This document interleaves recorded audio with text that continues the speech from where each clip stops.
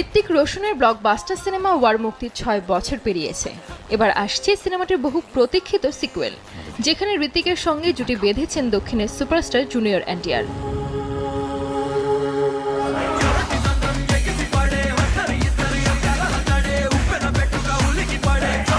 ২০০ কোটি টাকা বাজেটে নির্মিত এই সিনেমাটি নিয়ে দর্শক ও সমালোচকদের মধ্যে ব্যাপক উন্মাদনা রয়েছে। এরই মধ্যে সিনেমাটির ভক্তদের জন্য এসেছে এক সুখবর। ভারতীয় সংবাদ মাধ্যম থেকে জানা যায়, আগামী ১৪ আগস্ট প্রেক্ষাগৃহে মুক্তি পাবে ওয়ার 2। আর মুক্তির আগেই সিনেমাটি গড়ে ফেলেছে এক অবিশ্বাস্য রেকর্ড, যা এর আগে কোনো ভারতীয় সিনেমা করতে পারেনি।